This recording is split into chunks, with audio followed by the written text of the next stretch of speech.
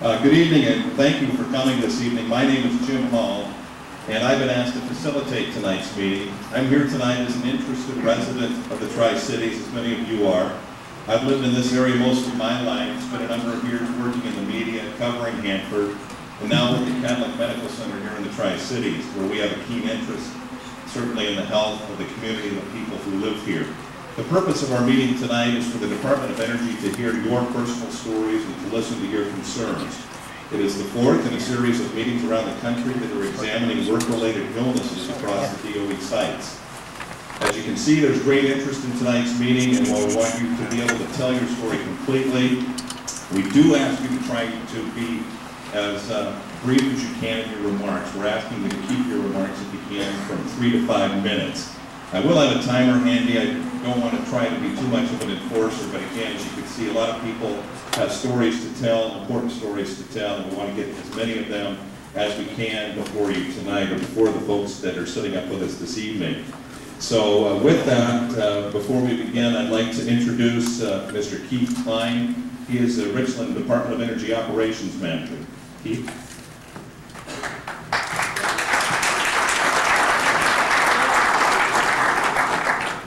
Thank you. I've been on the job just a little over 6 months now, and there's a lot to learn here. And I've learned a lot, and I still am learning a lot, and I know I'll learn some more tonight. It's my pleasure to introduce Dr. David Michaels.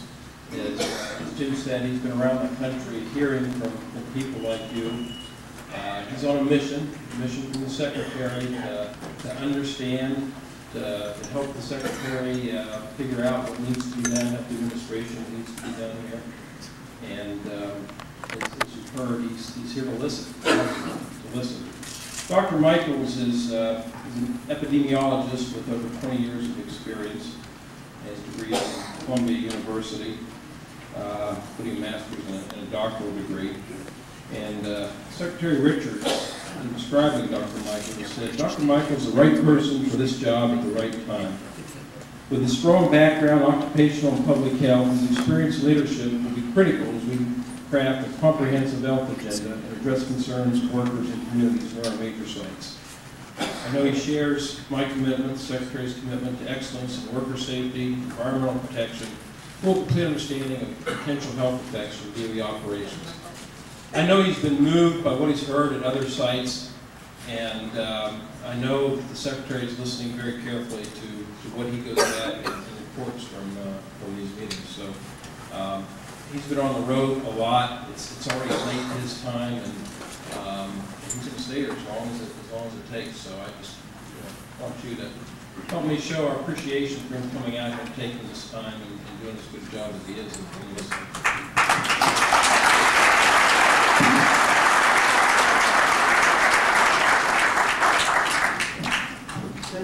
Thank you, Keith. Thank you, Keith.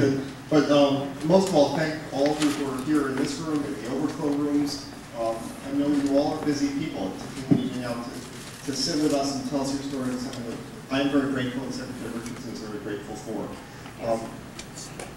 I took my position as Assistant Secretary of Energy a little over a year ago. The first day I was on the job, Secretary Richardson said to me, there are sick workers in the DOE complex, go out and listen to them and tell them I want to help them. That's what I've been doing. This is actually my 6th public meeting at different sites, where I've done exactly this, sat here in front of a large room, and you should not expect me to be responding to what you say. What we're trying to do is take this information back. We're taking it back to the Secretary of Energy, to the White House. We're trying to put together a solution to the problems that we see here at Hanford and throughout the rest of the complex. I can't respond to immediately, but we hope you'll see the response soon through administration action and through congressional action. In the summer of 1999, President Clinton announced that the administration would be putting forward legislation asking for compensation for workers throughout the Department of Energy nuclear weapons complex who are exposed to beryllium and develop beryllium disease. And I've talked about that with many of you who've worked with beryllium, and we're very optimistic that this legislation will pass. At the same time as President Clinton announced the beryllium legislation, he wrote in a memo, a formal memo to the entire administration, calling for a study of occupational illness across the Department of Energy complex. He said he wanted to know, are we making people sick in our nuclear weapons complex because they've been exposed to radiation and to toxic chemicals? And if we are making people sick, are they being adequately compensated through state workers' compensation programs? And that memo he wrote, if workers are being made sick and not being adequately compensated, it challenged us to come up with a solution. And we have until March 31st to do that. This meeting is part of answering those questions. What we'd like to hear from you is, are we making people sick? Do you believe that people on the Hanford Reservation who worked at the complex been made sick? And if that's the case, what's been your experience with workers' compensation? And your stories are very important. We know the complexities of occupational illnesses caused by exposure to chemicals or to radiation. In individual cases, it's often not clear and not easy to tell exactly what the one cause was. In many cases, there are multiple causes. But your stories still have great weight and great power. I teach epidemiology and statistics at medical school. I'm on leave from there right now. I tell my students the first day of class that statistics and all the statistics we talk about are people with the tears washed off. In some ways, if we only look at the statistics, we miss part of the story. And you're really the most important part of the story. You're part of our family. So I'm here to listen to you. The way we'd like to do this, I think there are a couple of people at the beginning who will make some announcements, make some statements. And then Mr. Hall will be calling on you and asking you to come up. And again, please be brief. I will stay here as long as you are here and want to speak. So for me and for the rest of you, let's try not to go too long for each one of you. And thank you again for coming. Keith, thank you for hosting us. Keith Klein and his staff have been very generous and helpful. My staff has been out there for a couple of days. We've met with many workers, worker representatives. We toured the site. And, we've had a very good visit, and I'm very grateful. So thank you all. Thank you, Dr. Michaels. Before we begin our testimony, I'd like to call up some representatives from the staffs of our congressional delegation. Senator Gordon, representing Senator Gordon, we have Suzanne Heaston. Representing Senator Patty Murray, we have Corky Mattingly, and representing Congressman Doc Hastings, Joyce DeFelice. So if you guys could come on up here for just a moment, wade your way through the cords and tripods.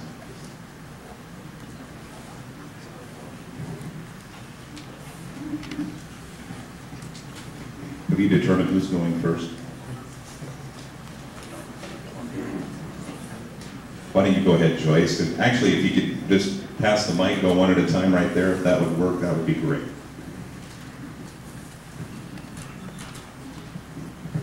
Good evening, everyone.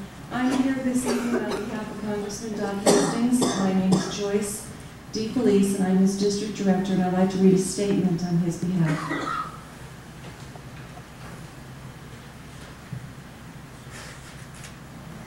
I appreciate the opportunity to share my comments tonight.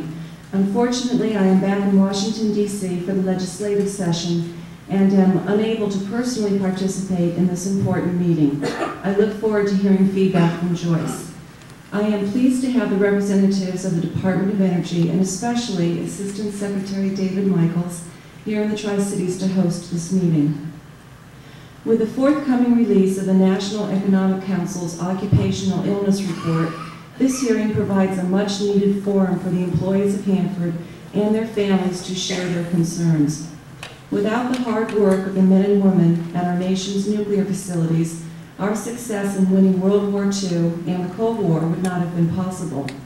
Nuclear production at Hanford won World War II and provided the deterrence and resolve for our nation's leaders to defeat the communism and Soviet Union during the Cold War. Our debt of gratitude to those workers and their communities cannot be repaid. Like combat veterans, these veterans of the Cold War deserve to have their concerns heard and answered. For this reason, we must be certain what effect exposure to radiation during the weapons production process may have had on employees here at Hanford. The memorandum issued by President Clinton on July 15, 1999, regarding DOE personnel exposure indicates that the administration intends to begin to show the necessary gratitude for that service. After I review the report and the comments made tonight, I will seek a commitment from the administration to support our Hanford workers by providing compensation to them and their families if appropriate. So I hope that you will all share your concerns and thoughts freely. I'm certain the Department of Energy representatives here will listen carefully to your comments. I thank you for taking time out of your schedules to be here.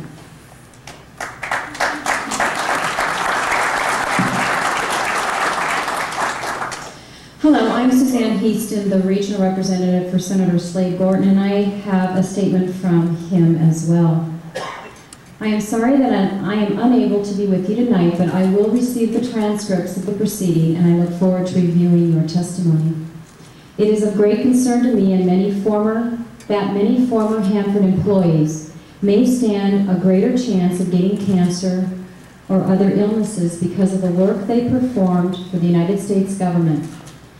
Many of you are here this evening.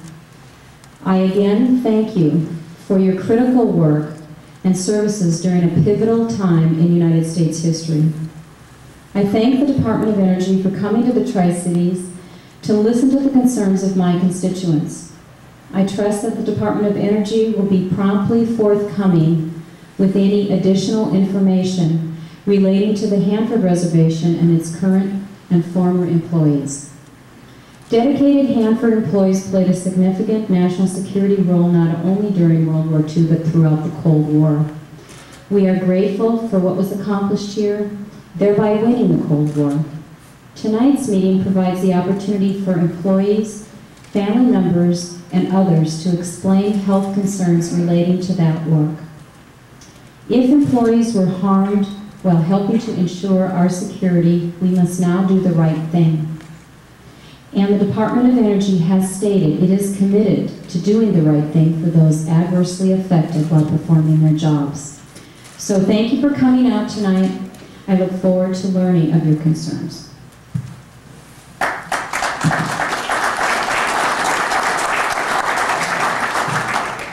I'm Corky Mattingly, and I cover Central Washington for U.S. Senator Patty Murray.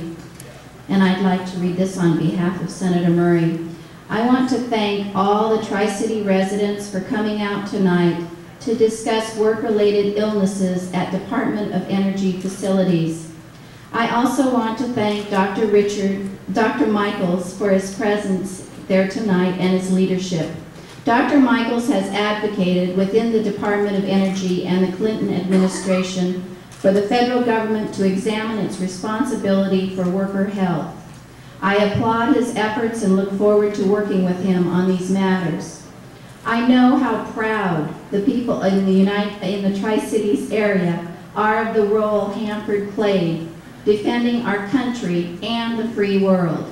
We owe a great deal to the people who have worked at Hanford and the entire Tri-City community. Part of our country's debt to the workers at Hanford and other facilities is proper care and compensation for any illnesses caused by exposure to radiation and harmful chemicals. I am pleased by the administration's proposal on beryllium-related diseases and its effort to evaluate whether other diseases should be similarly covered.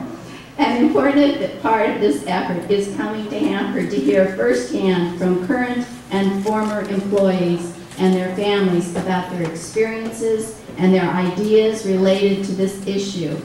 The Senate session has kept me from being with you, but I will be reviewing the comments made there tonight. Again, thank you all for coming tonight.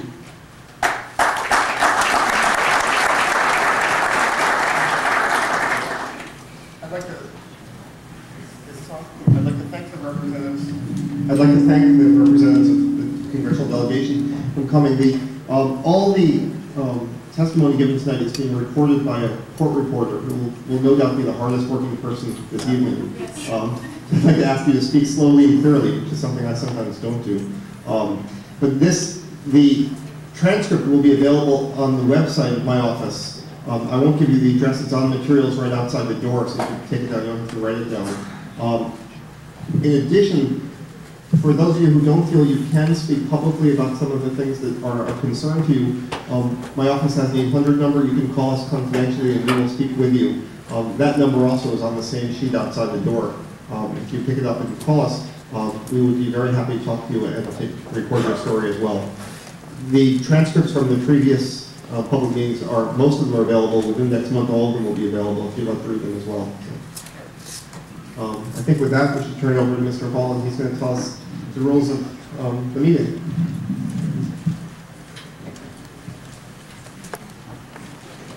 You're going to have to bear with me tonight as I read these cards that you signed up, because some of you can write clearer than others, and so if I don't correctly pronounce your name, please forgive me in advance.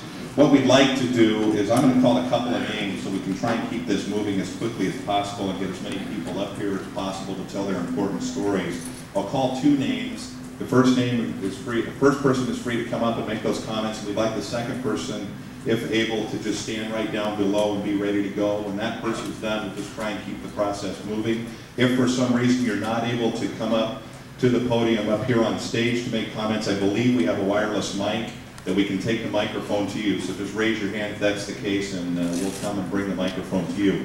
So I'd like to begin with Mr. Melvin Rowe, I believe I hope that's correct, from Richland.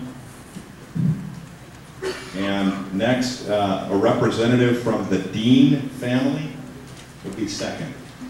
And I believe that's D-E-E-N.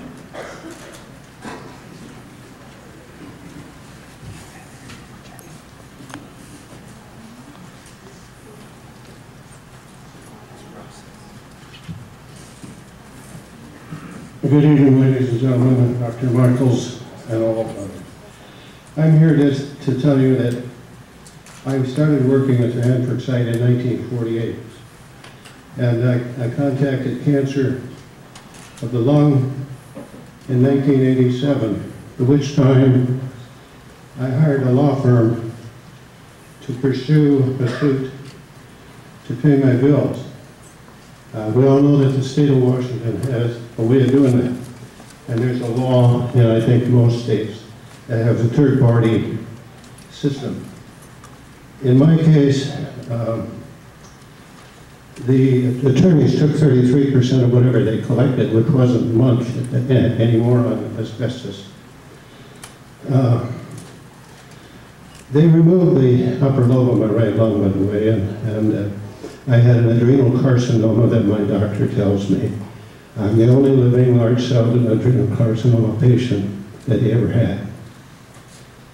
My complaint with the state is that they took 25% of the money that the attorneys collected from the individual suppliers of materials. In doing that, they then, after a year, returned to me $15,000 to pay my bills with, and told me that I wouldn't get a cent more until that was returned. But they also told me that they only paid 33% of what I was charged. Consequently, my insurance paid all the bills because they were paid long before they returned me any money from their coffers. But to make a long story short, they never paid a nickel that I didn't hire attorneys to do in the first place to get me the money. So their methods are just not honest and righteous. My hospital bill alone, not counting the surgeon, was $11,000. And right or wrong, my insurance company wasn't aware that there was an industrial case, nor was my wife, who paid the bills at the time, because it took this, you had to prove to the state that I was truly an asbestos patient. They had to send my tissue to the Dr. Hammer in Seattle and have it burned and so on and so forth. To make and keep on and within the times, I'm simply saying the state industrial and the state of Washington has not treated me fairly, and if other people are treated this way, it's no use. I paid my insurance from the time I went to work out of high school until I retired in 1994. My health insurance and my state industrial insurance. And the state won't even pay my health insurance now. It's $500 a month. So how about it, guys? Is that the way to be treated? Thank you.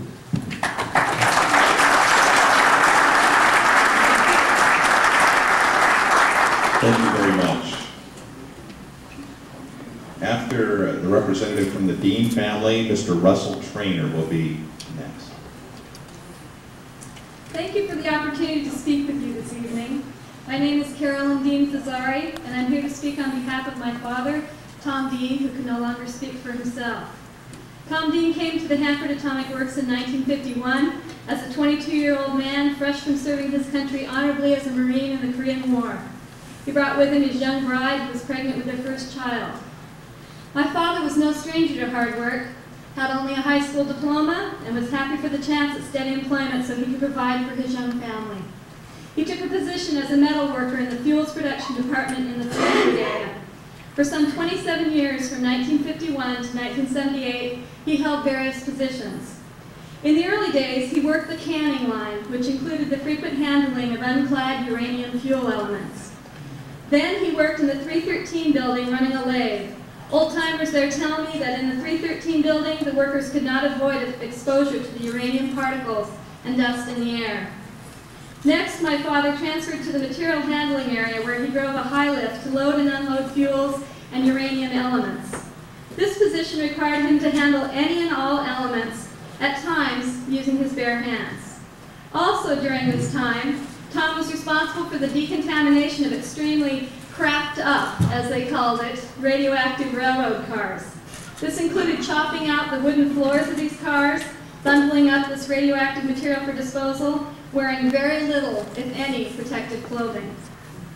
The most risky part of my father's job appears to be when he was sent to the outer areas during outages to literally run into a highly contaminated hotspot area to perform maintenance and then run back out.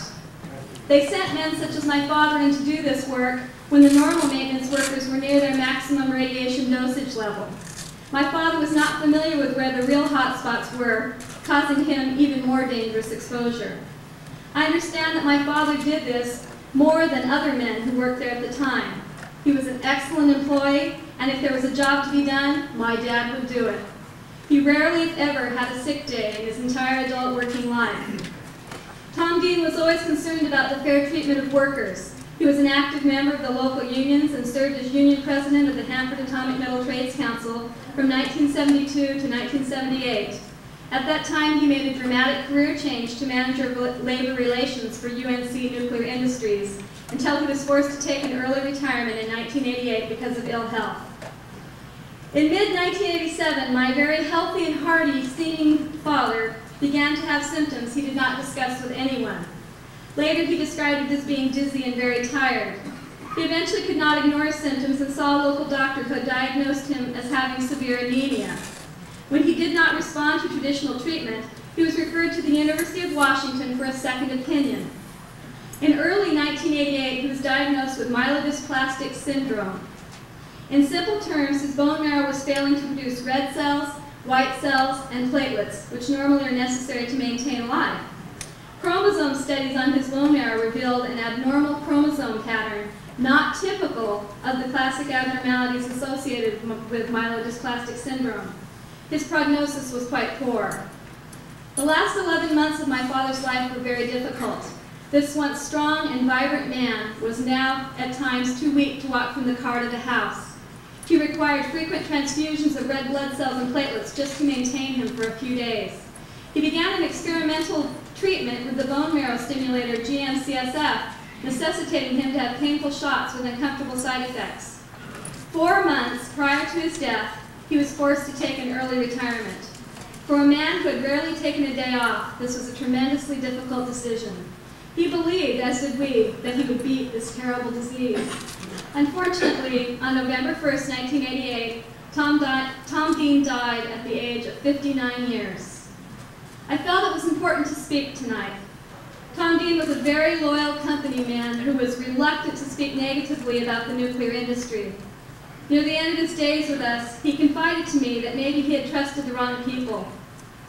I am so pleased that the Department of Energy has admitted that nuclear workers at the Hanford site may have illnesses caused by their exposure to uranium. But I wonder if maybe my father did trust the wrong people, and if he'd only known that the job he worked so diligently at for so many years really did have risks and hazards that might have affected his future health, if he would have found other work, and he might still be with us. I don't believe he was afforded that choice. We may never really know what caused Tom Dean's myelodysplastic syndrome, but I believe that he would still be alive today if not for his radiation exposure. He came from hardy stock. His father lived well into his 70s, and his mother is still living today. It is only fair that there be some compensation for the sacrifice my father gave for helping to keep his country safe. Thank you. Thank you.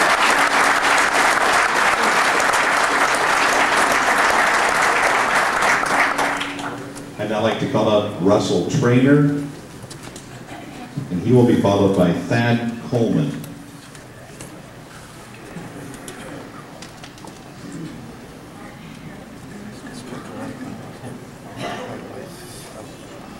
Well, I wanted to know if you were aware that some employees were asked to sign a form to accept more radiation than the lifetime dose.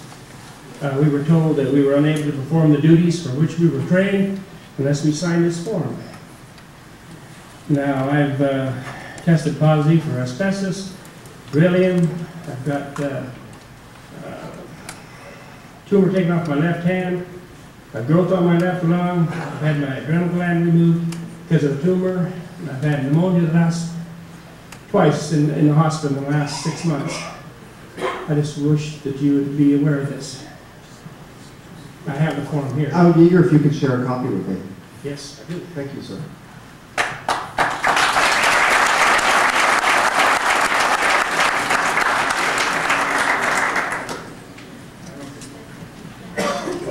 Come on up, Mr. Coleman. After Mr. Coleman, we will have a representative from the Williamson family.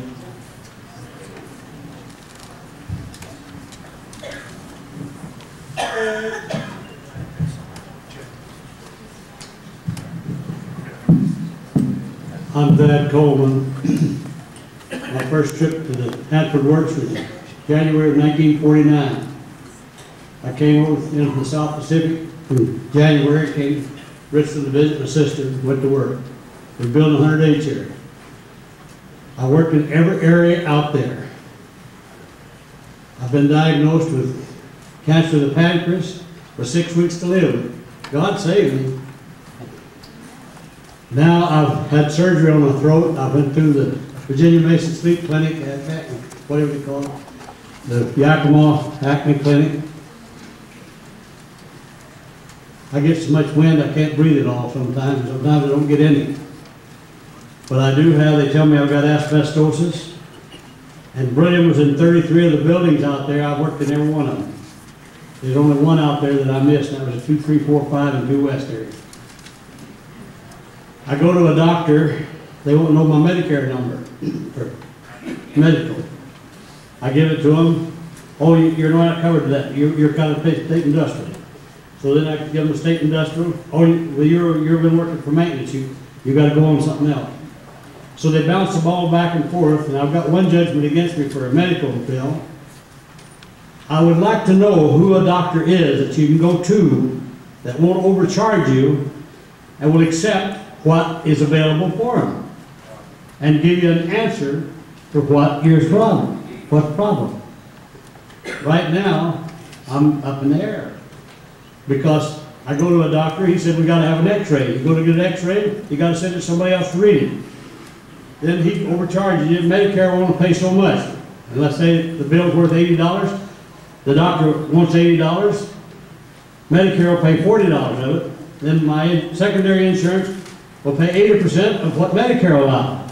Hell, you're still stuck there with a bill. What are you going to do with it? Then you don't pay it, they'll take you to the collecting agent and take you to court and collect it. They've got to be right now in the fine for $1,500.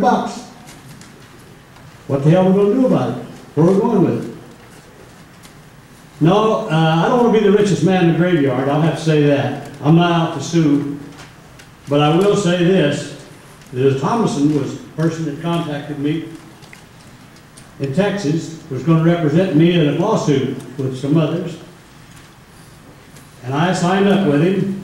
It wasn't long till our Governor George Bush, who wants to vote for him for president now, says Thompson cannot represent anybody in the state of Texas. So then you had to go find somebody else. I don't know. I'd like to find where we can find a doctor that won't overcharge and will tell you what the problem is. And they say only thing we can do now with me is a lung transplant. Has any of you guys got a lung out there you want to get rid of? Well, I need one. God can save us, I know that. He's done it twice with me and my wife. And I thank God he's there available. But we do need help. We got to get an answer to this. We've got a wonderful, most wonderful country in the world. But I had a flood a few years back. I went over to the Red Cross called me and said, we got assistance for you. I don't know where it is. A room this big full of Mexicans, colored people, everything. I was the only white guy in there. Well, they said, well, you sit over the corner, sit over the corner. I stayed there with the thing all empty. They said, what's your problem? And I told them, my house, I couldn't get to it. Oh, well, we don't do anything for you on that. I'm still alive. God helped me, led me down the road. Well, thank you, sir.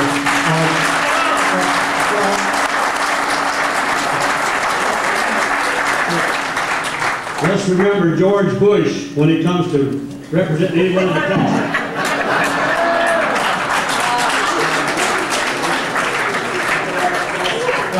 Mr. Coleman, I can't help you find a physician here who will take Medicare assignment. What we can do, though, is for former workers at the Hanford Reservation, the Department of Energy funds 2 programs that offer free medical surveillance to former workers for their occupational illness. We have one program for members of the building trades, which is run by University of Washington, another program for the production workers, and that's run, I'm sorry, the building trades run by the Center to Protect Worker Rights and George Washington University, and the program for production workers run by the University of Washington. We both have excellent physicians who come to the Tri-City area and offer free medical care, not medical care, medical examinations for occupational illness.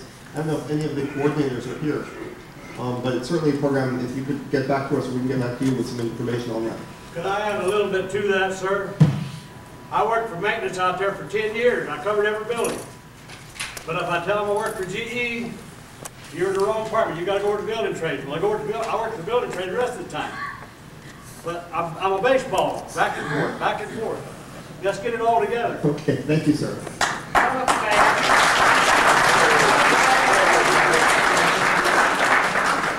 Is there someone from the Williamson family here? Okay, come on up. Yeah, you're up next, and following next will be Mr. Salinas, Justolio Salinas. I just got here, so I don't know the rules. Just talking to that microphone. I teach middle school, and I practice this today in each of my classes, and I had trouble getting through it. I got a little more emotional than I planned, so I'm gonna do my best to get through this. One of the girls in my class, 7th grader, said to picture all of you in your underwear, so maybe that'll help. It's scary thinking of my sister dying in her underwear, but I'll do my best. My name is Jim Williamson, and I'm here tonight with several of my family members. My dad, Jack Williamson, began working at the Hanford site in 1967. As a child, what I knew was that my dad worked out in the area. He did not talk much about his job or about exactly what he did. What I do remember was that he rarely missed a day of work, and if he was needed for an extra shift to cover for someone else, he was there. I felt growing up that he trusted and respected his employer, and that he felt that he was trusted and respected as an employee. What my dad actually did was work as a nuclear process operator. He worked in the tank farms, including the evaporators, pretty much his entire work career. As a shift worker, he was often by himself at all hours of the night, keeping company with tanks filled with the most lethal radioactive wastes on Earth. He did this work until he retired in 1993. Unfortunately, he did not have much opportunity to enjoy his retirement. First, he was diagnosed with prostate cancer. The changes in his lungs revealed asbestosis, and he lost much of his hearing. During the past couple of years, my dad's breathing became more and more difficult, and he was winded and tired from the least bit of activity. Not being a complainer, he tried to believe that he would improve on his own, and we all wanted to believe that too. But finally, in August of 1999, he was diagnosed with a bone marrow cancer, and the grim prognosis was that he would have about a year to live. This disease was myelofibrosis and later diagnosed as myelodysplasia, a disease of the bone marrow that was also found in the survivors of Hiroshima. Dad's bone marrow had become fibrous and had lost its capacity to produce mature blood cells. The next few months consisted of being admitted in and out of hospitals. He had to receive multiple blood transfusions to the point of 1 every 4 to 5 days, until finally even the transfusions were not helpful. In October, just 3 months after being diagnosed, my dad passed away. Shortly before his death, my dad filed a workers' compensation claim and noted his exposure to radiation, asbestos, and toxic chemicals. You know, I don't think he ever wanted to believe that his job was responsible for killing him, but even he had to admit to the facts that were all around him. To be quite honest, I do not want to be here right now, but I feel I owe it to my dad and to my mom. I wanted to explain what a dedicated worker he was, just like many others here in this room. I truly believe that these terrible diseases took my dad's life. It was not his time. He had many more years to spend here with us. As he became sick, we desperately researched to find out about his disease. All the information we read kept mentioning that its cause was linked to exposure to radiation or toxic chemicals. Dad was in the process of being tested for beryllium shortly before he died. The testing source said they needed another sample, but it was just too late. Now, meeting here tonight is very difficult for us because it was just 4 months ago that my dad died. He died in October. And then November was the first Thanksgiving without my dad. And then December was Christmas without my dad.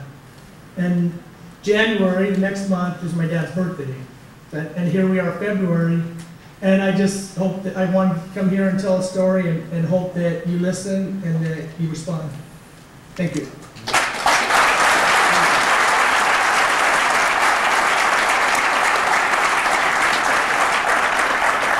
Thank you very much. Mr. Salinas is up next, and here's another one of those names that I'm going to have trouble deciphering. I believe the first name is Matthew, and I'm stumped on the last name, Kennewick. I don't want to give out the address, but it's a Kennewick resident. Is it Fransel? I'll utilize somebody else's story. Okay. Mine is very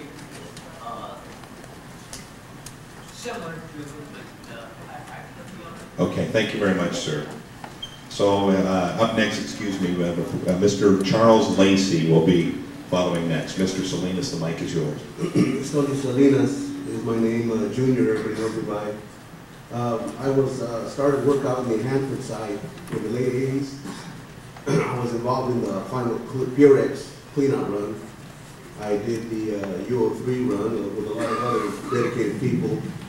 The uranium fraction plant. I now currently work in the tank farms, west area, with interim stabilization, trying to stabilize the tanks out there that are filled with all the chemicals that were taken out of all the different plants. At the age of 39, I was diagnosed with chronic lymphocytic leukemia. I have been battling this for 5 years. Last summer was probably the worst of it so far, that I had to undergo a few rounds of chemotherapy. I hear now that the government is admitting fault, or they want to help out the people, and a lot of the trouble lies with, I was off on a short-term disability. I don't know how the state compensation program works, but I was met with a very rude awakening when our benefits after 2 months, ceased to pay me because they had to check out the different paperwork and to see if I was really sick. I was sick. I'd rather be healthy every day of my life and continue working every day of my life. I don't know where this disease is taking me. I may need a bone marrow transplant. Who knows? You folks came to hear stories. You've heard a lot of stories from a lot of great people here. A lot of people that put out a lot of effort. Some of them are no longer with us.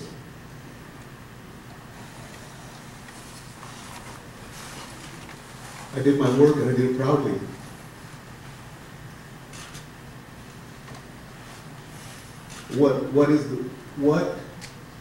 I guess my question to you is, what will you do for us? I know you can't answer a lot of these things. There's a myriad of stories here. Just like the cancer that invades a lot of our bodies, cancer is a myriad of illnesses. I'd like to be around when I retire to be with my boys and hopefully some grandchildren. Something a lot of people didn't get a chance to do. So I'm now in the tank farms working over tanks, hopefully trying to clean up the site. I've done my share. I've done my effort, like a lot of other people. I hope you guys are up to the task too. Thank you, sir.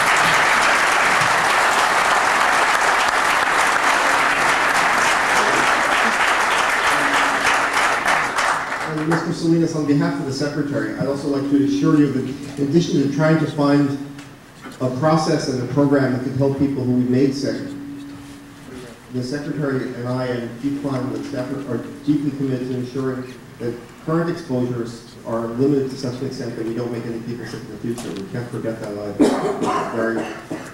I think the staff here are working very hard on that. I'm certainly working very hard to make sure that we don't make more people sick into the future as well. Good evening, ladies and gentlemen.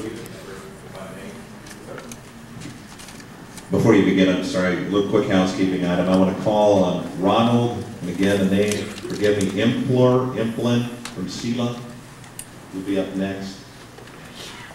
I'm sorry, go ahead. It's quite all right.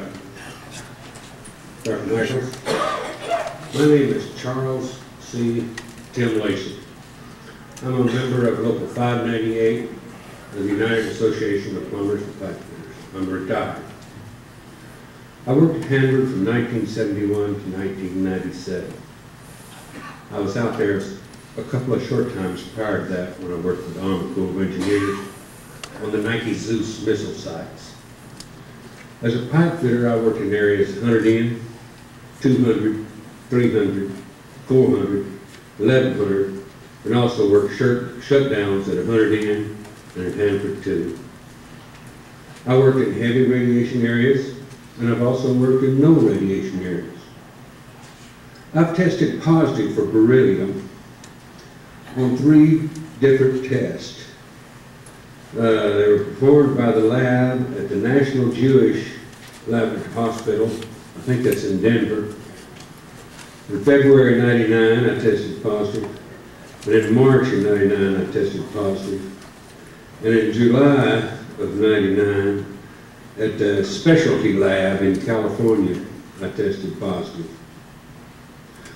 I've also tested to have thickening of the pleurals. I never did know exactly what that was. I didn't even know what a pleural was, but I guess it's the lining that your lungs set in.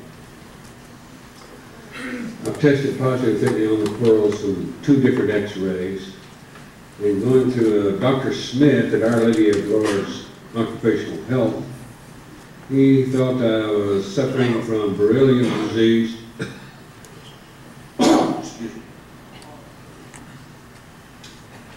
And the pleural thickness is from my exposure to asbestos. As you all probably realize, for many years we didn't even know asbestos was bad for us, or somebody didn't anyway. They used to even give us asbestos blankets to protect us from hot pipes, etc. But we didn't think anything of it at the time. My lungs, through the x-rays, show scars and some granules. I don't know what the granules are. And the scars, I don't know whether it's from the beryllium or what. I'd never heard of beryllium before in my life. Not until they told me I tested positive for it. I didn't even know what beryllium was. Couldn't find out it's a metal, I guess, that they use in the nuclear industry. I suffer from constant phlegm in the throat, the bronchial tubes, excuse me, and hoarseness. And I have a constant cough. For what, I don't know. I don't know, it could be the beryllium, or it could be something else. I don't know. I've had it for going on for 3 to 4 years now. And I also have tested as having severe hearing loss by EarTech Corporation in Kennewick.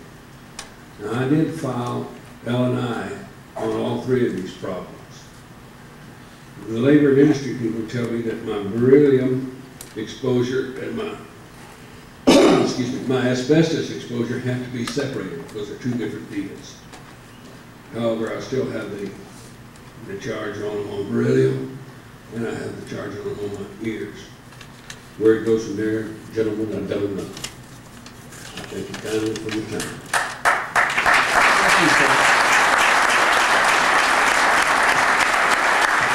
Thank you, Mr. Lacey. Gentleman from Sela. Oh, come on up. I'll let you say your name before I make another stab. Next will be Opal Harger. Opal Harger will follow next.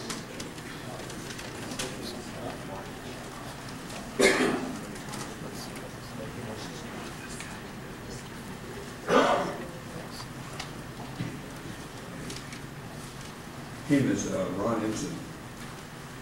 It's probably my writing you couldn't figure, but I'm a former employee for Rockwell for Westinghouse. The reason I'm here tonight is the reason I'm no longer working in the areas of 200 East, 2 West, and the K Basin is because I suffered in 1992. I started in 1981, and my work assignment was in 234-5. I worked, my specialty was an instrument specialist, and worked with installing components in the, what we call the calciner fluorinator on the RMC line. Try to get myself settled down here. About a year and a half ago, I dealt with a heart attack, so I don't want to have one up here tonight, so trying to take it easy. But in 1992, like I said, I suffered with prostate cancer, and I felt at that time that,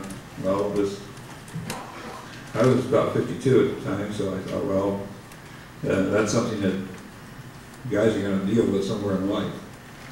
Well, since then I found out that there's various people that have worked in the plutonium around weapons industry.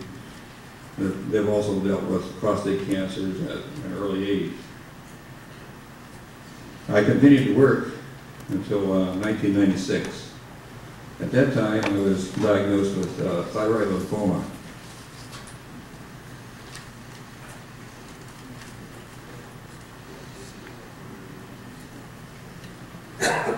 And one side of my thyroid was about the size of a baseball, I was told, and the other side was about a tennis ball.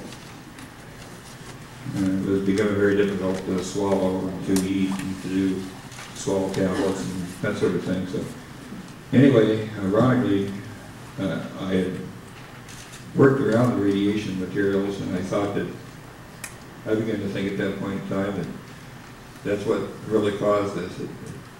It finally got to me, so I no longer could work at Hanford, but I had 15 years there, and I thought, well, I had the early reduction of force program, so I thought it was really time to leave after dealing with 2 cancers. Today, I have an active labor and industries claim, which they rejected. They said that they didn't have, that it wasn't work-related, and got a letter from an attorney today and found out that the Department of Labor and Industries didn't even have my vicinity records to where they could see how much radiation I really had.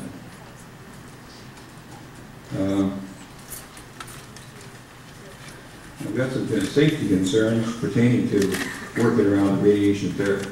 It's the thyroid collars. I never heard of a thyroid collar until I dealt with thyroid lymphoma. And after that, I've done a lot of research into it and found out that it can protect the thyroid area from 75 to 90-something% of the radiation that you'll be getting in that area. And like I said, I worked there with it, like a lot of the folks here, I worked with enhanced reach of plutonium type materials, and but I was right there beside the head end of the RMC line where they did the turn the nitrate solutions back into the plutonium. I've got one other concern.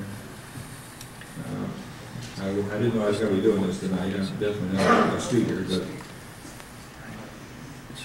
the concern is that when we used to leave Dash 5 and some of the other plants and reactors out there, we had to process out on hand and shoe counters. There's a lot of areas now that they've removed the hand and shoe counters, and people don't have to do this check before they leave, before they go home. And you read in the newspaper where folks there's been radioactive tumbleweeds rolling around out there. There's been, they blamed insects for transferring contamination to different areas. And you've got people at different days of the week, every day of the week when they leave there. I just think you should be able to check out and be able to at least know if you're taking something home with you to prevent it from going home. I'm pretty nervous. I don't know what else I'd get to the point where I don't even know what you really said, but I'm really concerned about the safety of people that are still working at Hanford and working around it. But the introduction of the thyroid collar type protection and I used to have to work in and out of the fault areas. And for a number of years, from the late, about the mid-1980s to the early 1990s, we used a leaded type vest to make entries into the lab and into the vaults to do the work. And they discontinued that for some reason. And a lot of times that we were out there, our dosimetry was always supposed to be behind the vest that we were wearing. They wanted to know what the whole body was really getting. We're not too concerned about the extremities that it could take more radiation. But when I'm up there next to working around like the calciner and fluoridator and things, there's no protection between your thyroid or the neck area and the head. You could only let a blankets across here, but like from the armpits up, there was no additional shielding that could be used. I think I'm going to just stop at this point while I'm still able to talk. So,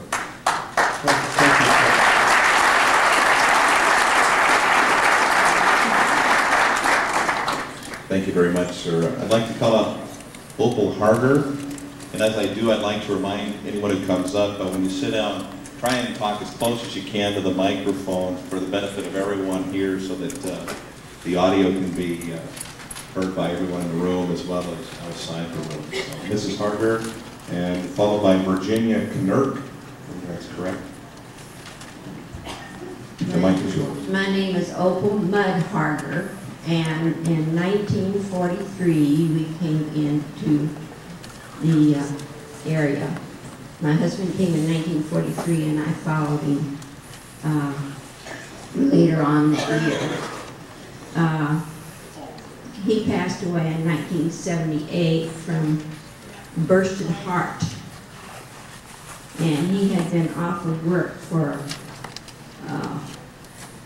probably 2 years, and he tried to get back onto work with the fire department. And even though he had seniority, they would not let him come back. So he put in a lawsuit against the company, and before the lawsuit could be finalized, he died in December of '78. I was working in the areas myself, went to work in 1948, worked in the labs,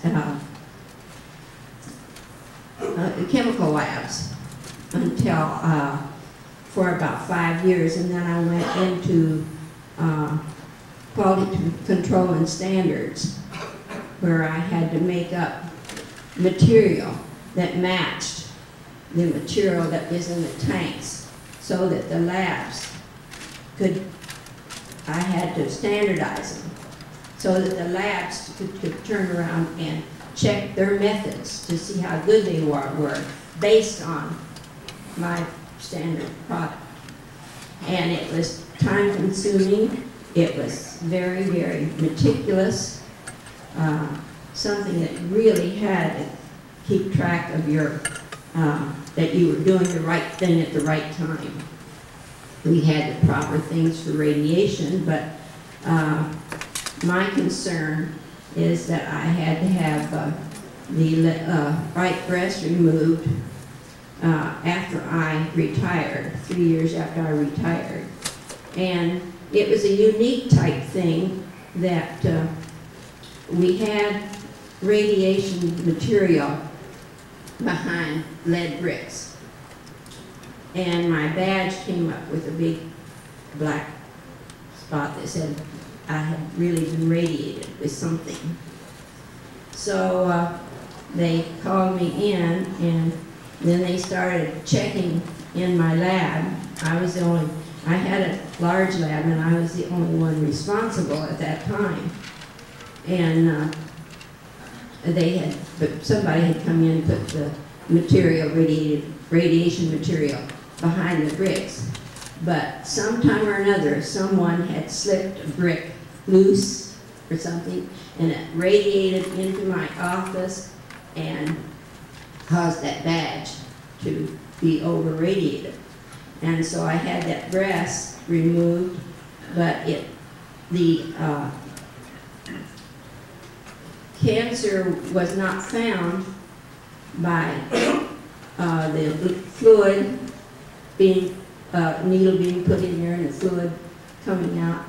They couldn't do it because it was surrounded with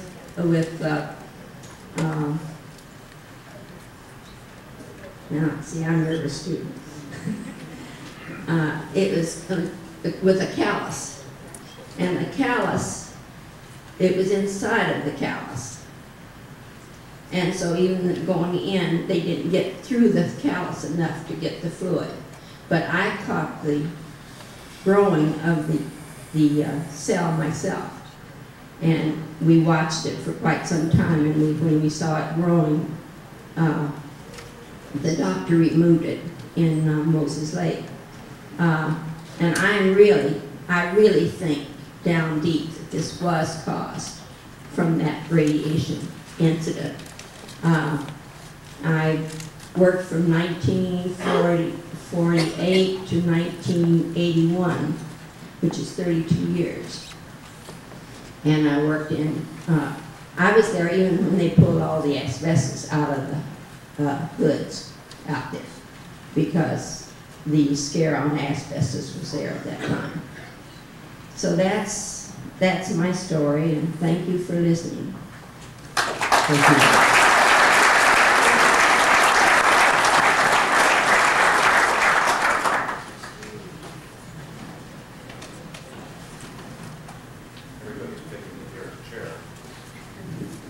So I'm going to move that back.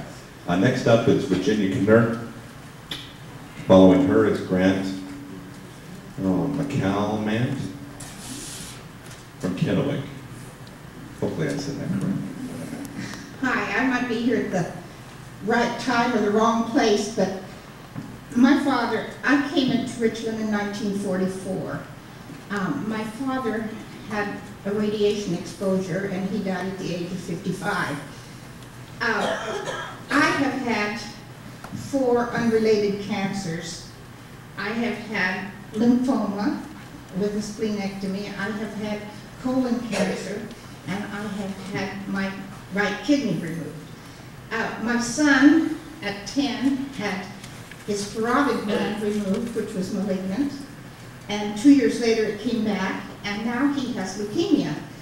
My sister, who is in the audience now, has been diagnosed with lymphoma, which they say is not a familial disease, and so we all grew up in Richland. I mean, we were all here in the 40s.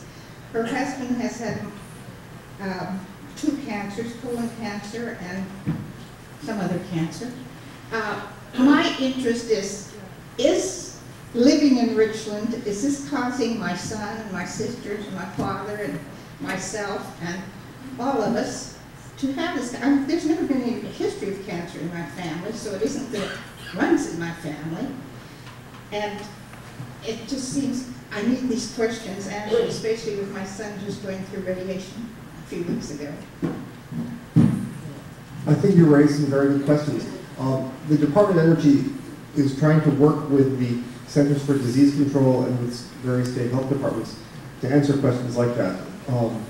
We have programs where we actually don't do the research because it's been felt that if we did the research it wouldn't be credible, but we've asked the Centers for Disease Control to investigate questions like this. So I will look into this. I don't know if there have been studies done on Richland in particular, but we should look at what's been done in this area, and we can get back to you on that. Thank you. Thank you.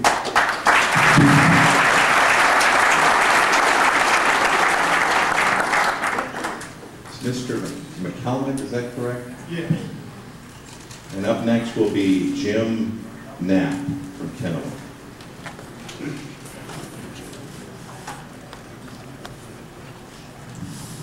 My name is Brett McKelvin. I've worked at the Hanford site since 1979. I don't have any problems as of yet, but I started as a pipe fitter apprentice working out the end reactor, as well as the inner parts of the 100 areas. Excuse me. As a pipe fitter out there, we were decommissioning the old reactors, F, D, DR. Anytime they didn't have any outages going, we were out cutting pipe, removing pipelines to the river at the time.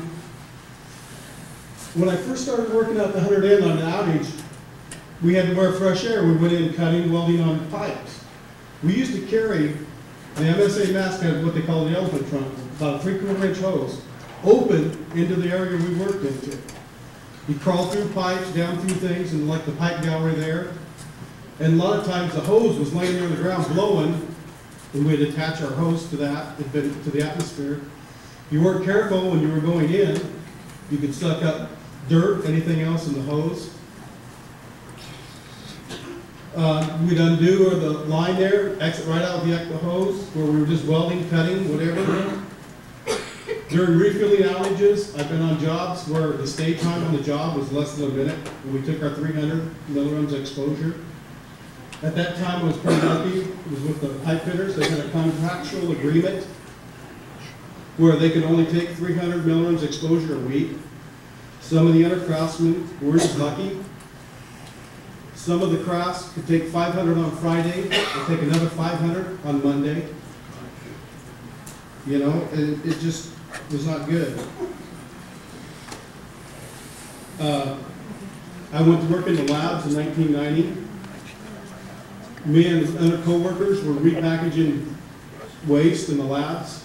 A telephone subcontractor drilled through a wall. We seen dust in the air. We asked what was going on, talked to the competent engineer, they said, oh, don't worry, just a fiberglass wall they drilled through, and fiberglass insulation. 2 weeks later, they did monitoring, it was asbestos. But they closed the room down, insulators come in, mitigated it, cleaned it all up. But they told us it was all below the exposable limits. Don't worry about it. Our facility has 6 air changes an hour. It was 2 weeks before they tested. What was there then? And then we have another incident out in the laboratories, where I work right now as a lab tech. We have 2 rooms people are working in, people got sick. It was blew off. We were told that the workers are just complaining, don't worry about it. The DOE facility rep got sick. All of a sudden the room's on restricted access. You know, the workers, there's no deal, but the DOE rep, we believe that now. So we've monitored. They've done all kinds of tests, stuff like that. It's safe. They're going to repaint the rooms, go inside the rooms in the ductwork, just inside the room, the fresh air duct, we're gonna clean them. Not the whole duct system, just what they can reach from inside the room. And we're gonna restart them rooms. My main information I wanna let people know, there was a lot of stuff that happened years ago, but there's a lot of stuff still happening out there that we need to watch. I work as a safety representative for the PACE International, paper workers, allied industrial, chemical, and energy workers.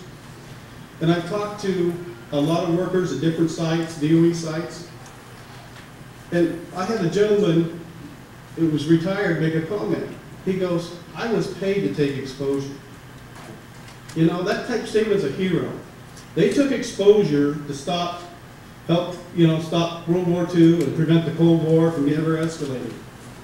Now DOE needs to step up and take care of the people that did the heroics back then, that believed that everything was safe, and now that is suffering from all the effects of the exposures of chemicals, beryllium, asbestosis, and chemicals.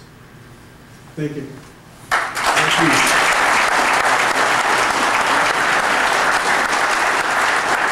Jim Knapp here. Okay, Mr. Knapp will be followed by Robert Mitchell.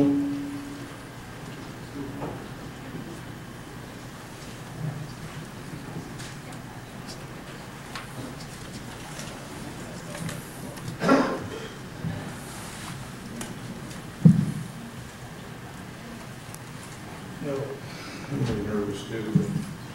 I worked out there at Hanford with a lot of you guys out there. I started in 1960. Worked out there and retired in 96. Went through the testing that they did for Corky State University and found out I have asbestosis. And I went through the doctors here in Cadillac, and they also told me the same thing. And I just think that the government should compensate for the workers that they've done, for the work they've done out there, for what's happening to them now. I've also been in a lot of different types of chemicals out there. And a lot of the other guys worked at Jack Williamson, was a very good friend of mine. And I hope he did pretty good stuff. So, that's all I got.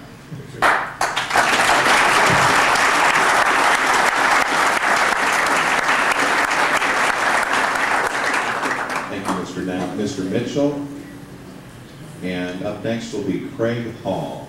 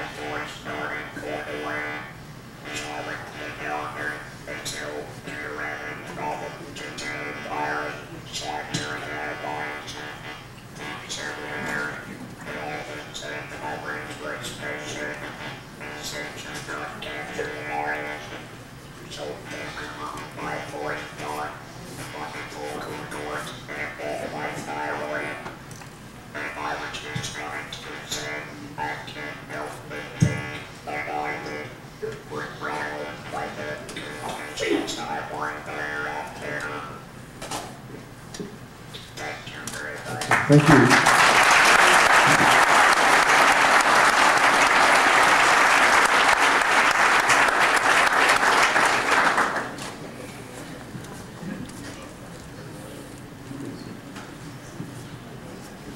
Mr. Hall is up. Randy Knowles will be next. Randy Knowles. Go ahead, Mr. My name is Craig Hall, and I'm the first person diagnosed in Hanford with borreliosis, and I also have the first Illinois claim in the state of Washington with borreliosis.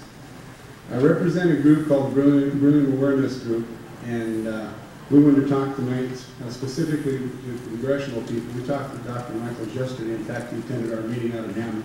And we wanted to talk about a few items. We have some packets that our group will be giving to congressional people, specifically for Doc Hastings and also Senator Murray and also Gordon. Some of the things I want to talk about specifically with the group we want to talk about is, first of all, we applaud Bill Clinton and Bill Richardson to come forward and be honest about what's taking place.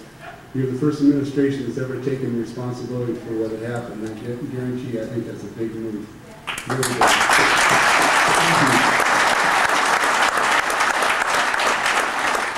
What we see as a group when we look at the thing is that your administration, at least Clinton's administration, will be gone by January of 2001. We're a little worried that what administration we may get may change what's taking place. So for the congressional people, we'd like to have a bill that would benefit the workers prior than the Clinton administration leaving.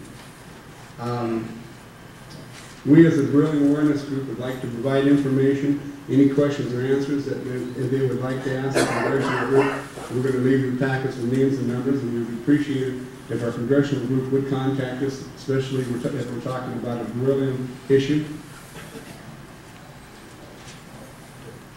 We have a concentrated effort. We think we're kind of a vehicle for information, at least in Hanford, on the beryllium issue. We would like to get more people tested, so in a way this is a communication device for our group at this point, and we would like people at Hanford to come forward. You've got 3 different testing facilities, HEHF for people working at Hanford right now, or people on disability.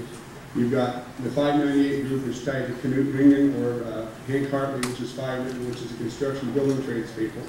And you have my doctor, which is outside in the other room by the name of Tim Takaro, who's University of Washington / Harvard in Seattle. All 3 of those testing facilities are pretty good at what they do, and they got some really great people there to help you. We have some problems in respect to monitoring. They talk about monitoring people for funding and stuff, and keeping track of people after they've been diagnosed, let's say, with double positives. Some of the information that we have found through Lee Luman at the National Jewish Hospital and Dr. Takaro is that 10% a year and up to 50% within 5 years that are proven to be double positive or come up double positive, as we call it, sensitized, ends up with borreliosis. For most people, borreliosis is somewhat similar to asbestosis, but because it's so rare, it isn't as easy to take and treat. And if you find out about it early enough, you have a better chance of making it. One of the things also we have found is genetics has a lot to do with it.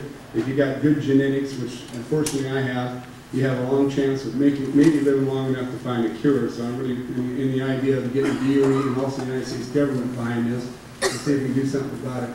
There's other places like Rocky Flats, Oak Ridge, which I know Dr. Michaels knows about. They got people, a lot more than just me and one other individual in Hanford who have borreliosis. And they're a lot worse off than we are. A lot of them are on tanks, that kind of thing. And they need the help from the government and also DOE and our congressional people to help get something done with this, because these people are in bad shape. What was interesting yesterday, just for you, Dr. Michaels, yesterday was my 19th year at Hanford, and that's the day you attended our meetings. That was kind of pretty interesting. Anyway, I'm sorry it took so long. Okay. Thank you. Anyway, I'm going to hand the packets out. Thank you for your time. Thank you.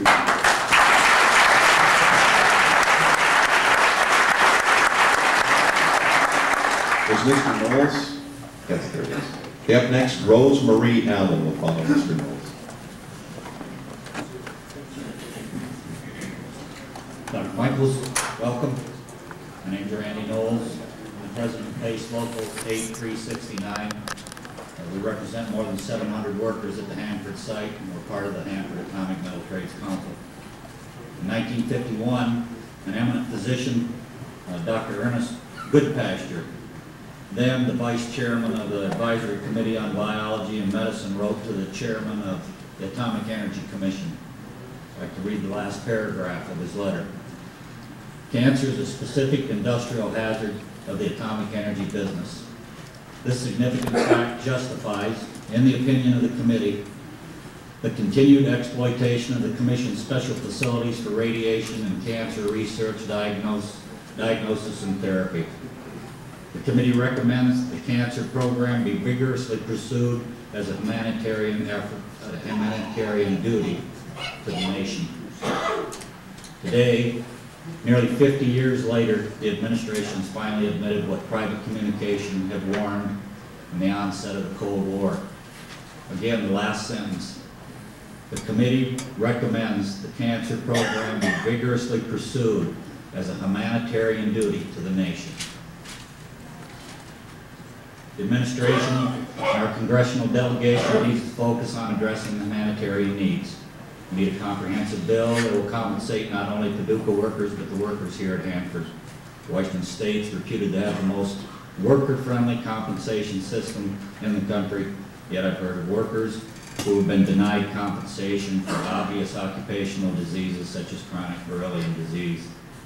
Workers' compensation bill proposed by the administration is beginning of a just compensation for current and former workers in the complex, however, it's far too narrow in its scope, both the diseases and the sites. The Department of Energy is spending over $6 billion to clean up the contaminated waste. $1 billion of that's coming to the Hanford site. We're only asking that the workers be treated just half as well as the dirt.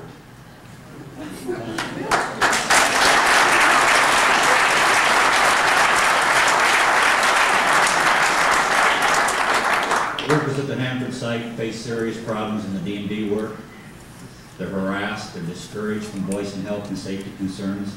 They're required to participate in safety incentive programs, commonly known as safety lotto or safety bingo. And they all have a chilling effect on the safety aspects of the site. Unsafe work practices are rampant, such as asbestos cleanup, carbon tetrachloride spills, radiological hazards. Workers are genuinely fearful of speaking up about working conditions out of fear of reprisal, especially when the milestones have to be met.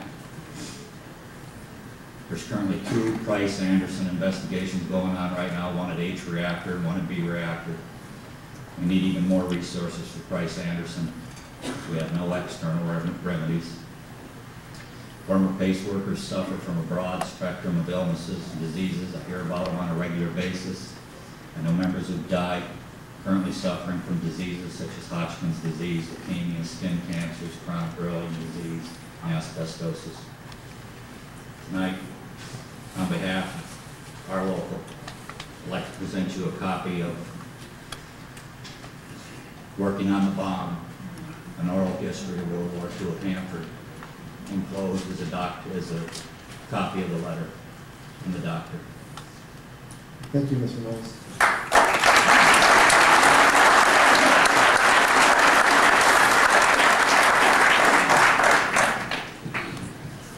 If I may, before you begin, Jim Watts will be next, and then Ken, I want to say, is it Staley or Starling from Richland? And after that, we'll take a brief 10-minute break. Go ahead, ma'am. My name is Rosemary Allen, and I started working for General Electric in 1962. I was hired as an autoradiologist. At that time, I was a very strong, healthy woman. I was 31 years old. The only reason that I even ever went to the hospital before this thing happened to me is for childbirth. When I left U.S. testing in 1967, my lungs looked like I had tuberculosis. In fact, when they sent me up to the Swedish hospital and this other clinic up there, the first thing they did after they saw my x-rays, they took me over to the TB sanatorium, and they found out that I didn't have TB. They took me before a team of doctors, and they couldn't come up with what my problem was, so they just called it sarcoidosis. And the reason I think that I believe to my soul that I did get something out there, because 5 years isn't very long for your lungs to look like mine were looking. I worked in the microscopy lab. I also drove to homes to retrieve the green buckets, and I worked up in the bioassay labs in the 747 building, and I worked at U.S. testing labs. I believe that I was exposed to probably plutonium when I would decontaminate the hoods, and I know that I inhaled a lot of 16-normal nitric acid. My lungs are heavily scarred. I have had to have most of my thyroid removed. My throat is raspy. I have a chronic dry cough. My entire respiratory system is badly damaged. The doctors at Virginia Mason thought that I may have sarcoidosis, and so they labeled me as sarcoidosis. for the rest of my life, I have to take prednisone and I have to take Synthroid. When I went into the hospital in 1967, that's the first time I went to the hospital, that's when U.S. testing changed their entire ventilation system. So it's really been bothering me over the last 31, 32 years. It's been bothering me because I don't know what's wrong with me. I've been so sick. I've just gone to doctor after doctor after doctor, and it's just been over and over and over. And they really can't give me an answer of what this problem is, and so they all think that, you know, I must have been introduced to something out there that I didn't know about. And so I really hope that this company can help me somehow get treated for what is wrong with me, because they don't really seem to know what the problem is. I went there healthy, I left out very, very sick. Thank you.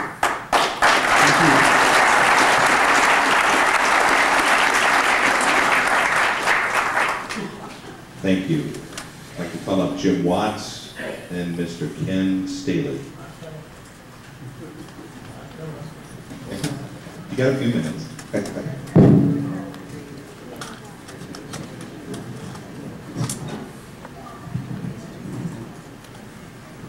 I'm Jim Watts, and I've served as the officer and president of PACE. It's formerly the Oil Chemical and Atomic Workers Union for 40 years. Today I serve as its political liaison. PACE represents most of the operations personnel, the laboratory technicians and D&D workers at the Hanford site. Dr. Michaels, I'd like to thank you for coming to Richland and holding this hearing.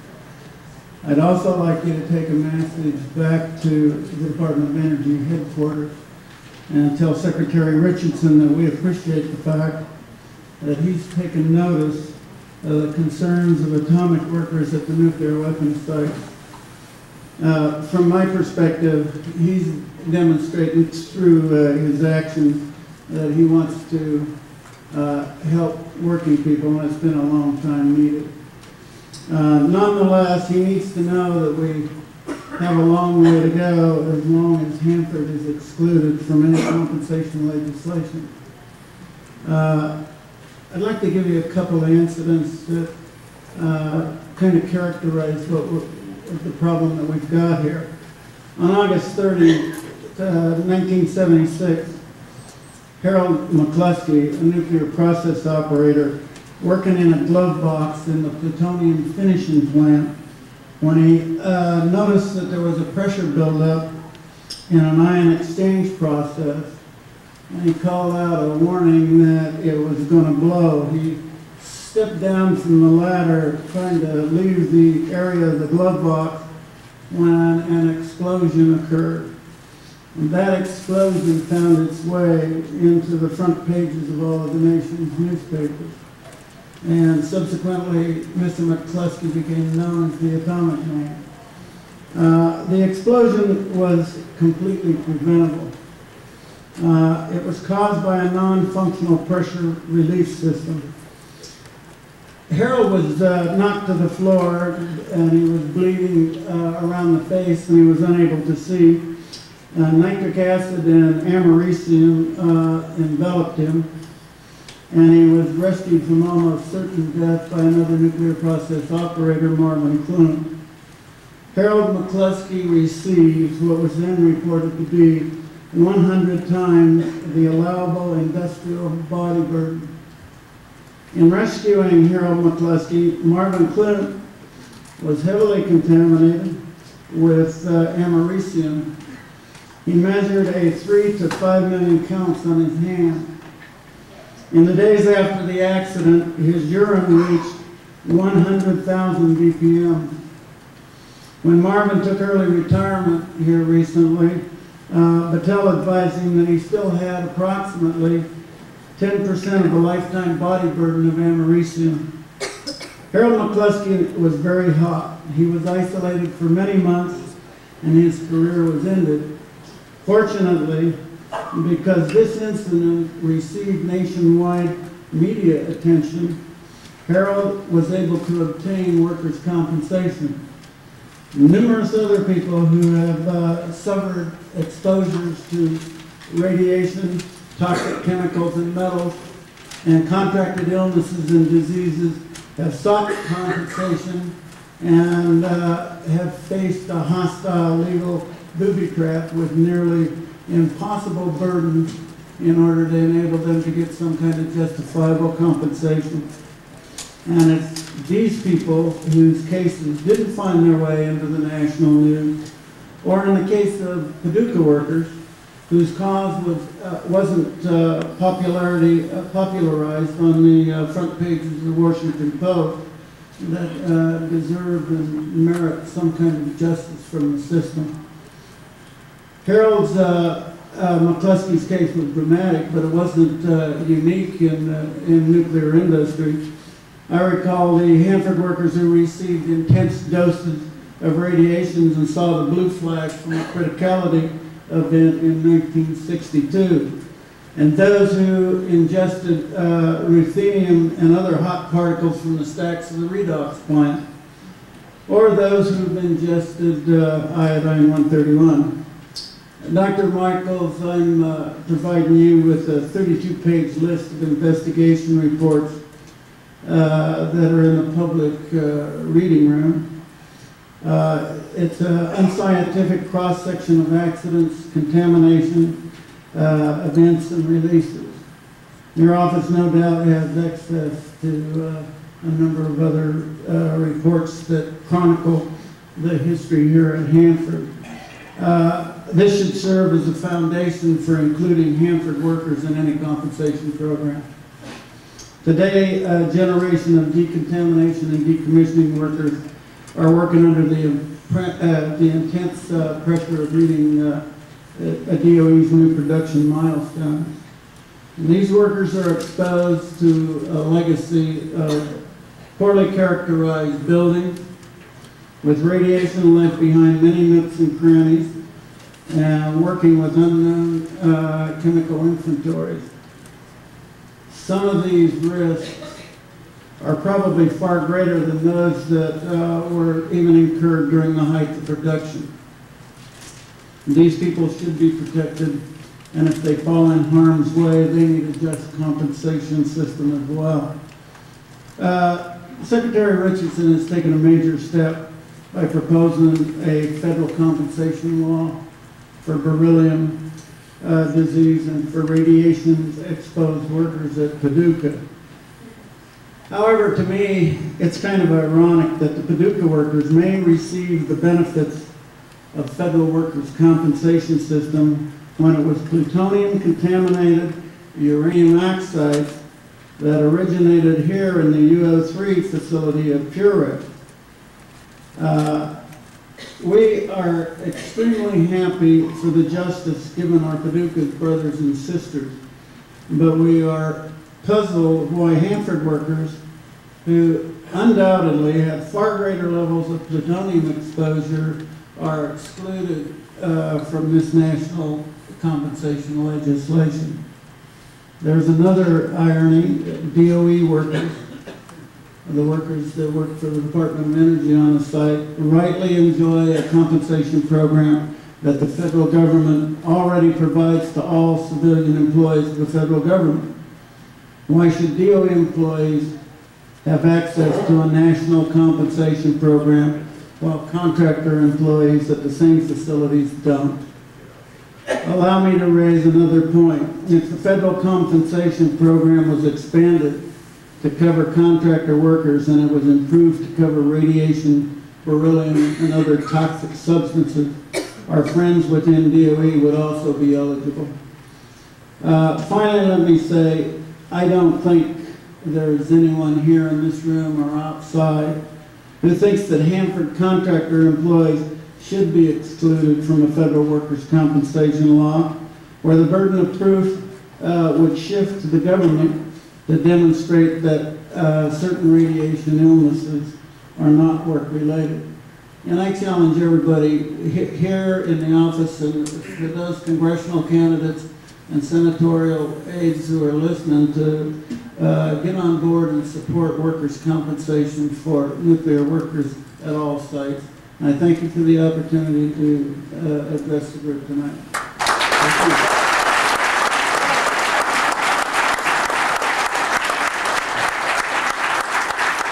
Thank you, Mr. Watts. Mr. Staley, you're up. Come on. Okay. Then we will take a 10-minute break, and right after the break, the first two people will be C.F. Foster and E.R. Sampson. We still have about 40 in this stack to go. Hey, can I get the last one, though? Well, I'm so petite that I've looked around the room out here, and I've seen a lot of people out here that I've known. I've worked at Hanford since 1946. I was an electrician. I worked in every reactor. Even at the animal farm where we used to radiate animals and test them. I don't believe, too much radiation in my body. I show signs of it. I have something that I would like to say, and I know these people out here will agree. They put signs out there for security, radiation zone. My friend, because they put that sign up does not mean that that air doesn't come over the top and you breathe it. The other thing I'm going to tell you, in 1952, that I would like an answer to.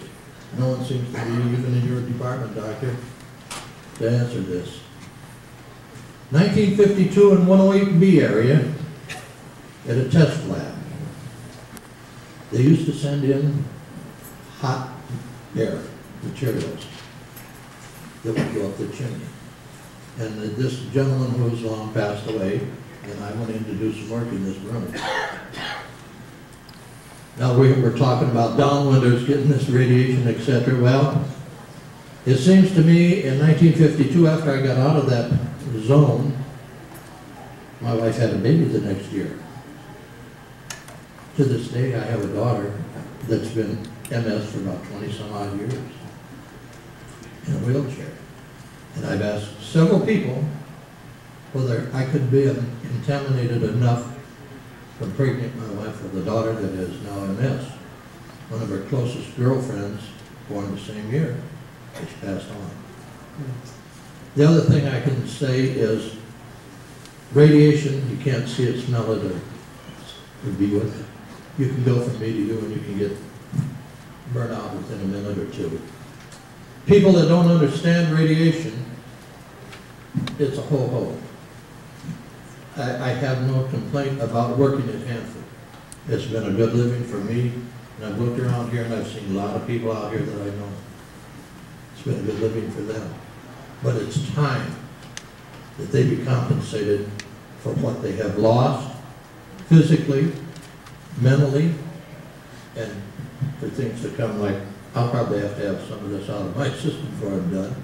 I'm so petite that you can't tell whether I've got anything or not. I'm not fat, I'm just pleasingly plump. But I do thank you for coming and your enjoyment with people here and listening, because it's well worth it. And these people out here that I've looked around, they need some help. And I thank you. Thank you, sir.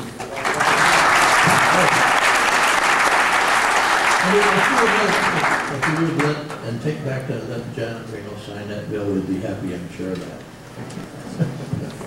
Thank you very much, sir. Okay, we're going to take a 10-minute break, maybe a little bit less than that. Let's reconvene.